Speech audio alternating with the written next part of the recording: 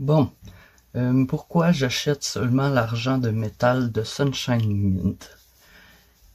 Pour commencer, le titre de la vidéo est un peu faux. J'achète pas seulement du Sunshine, mais c'est environ 90% de mon investissement dans l'argent. Pour le moment, en tout cas. Je vous explique pourquoi. J'ai quelques points négatifs aussi que je vais expliquer à la fin. Donc, le premier point positif, ils sont moins chers de premium.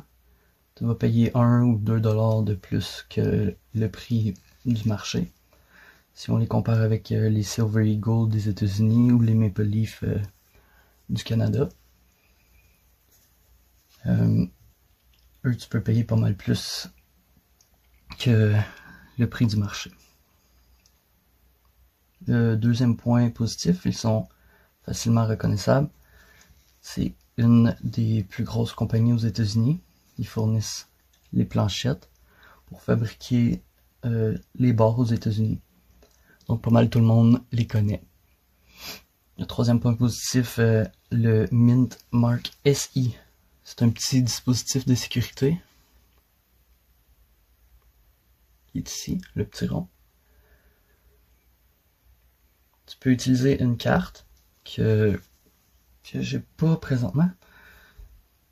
Tu la places devant ici, puis ça va écrire valide dans le petit rond.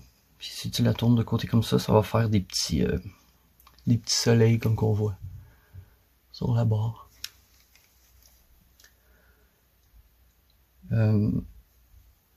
C'est bon pour prouver rapidement sa validité quand tu as la carte. Le quatrième point, il n'y a pas de date ou de numéro de série, donc il reste au prix de l'argent, sans premium. Il n'y en a pas un qui vaut plus que l'autre à cause de la rareté, donc c'est plus un investissement qu'une collection.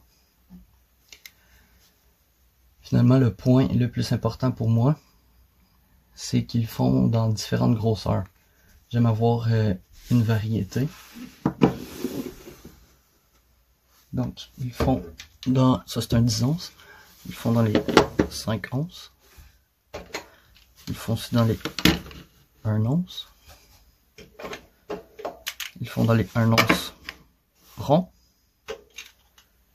et les demi-onces ronds. Les demi-onces, c'est quand même assez rare. Fait que, par exemple, dans un moment de crise, tu voudrais pas juste te promener avec des barres de 100 onces, mettons. Ben, ils font aussi les 100 onces. Mais tu voudrais pas juste avoir ça, c'est plus dur à vendre.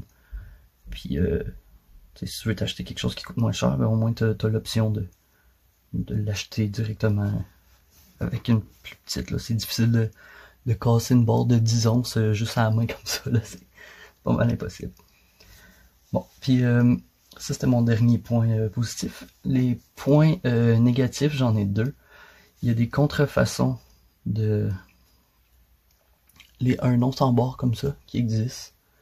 Elles sont facilement reconnaissables par exemple. Mais là je rentrerai pas dans les détails pour le moment. Mais si vous voulez plus d'informations, juste l'écrire en bas, puis je vais faire une autre vidéo pour des explications plus approfondies. Le deuxième point négatif, ils sont pas vraiment tous .999 quand tu les testes avec une machine. Des fois, ils sont un petit peu plus bas que ça. Fait que ils sont pas purs à 100%. Ben, à .999, mais un petit peu plus bas. Mais ça change pas grand chose, là. Les marchands les prennent quand même. Tu peux quand même les vendre. Mais c'est juste un point que je trouve important à vous faire savoir, là.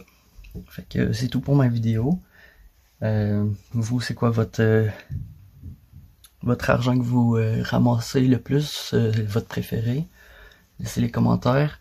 Si vous avez des questions, gênez-vous pas. Je vais essayer de répondre dans une prochaine vidéo. Merci d'avoir regardé. Salut!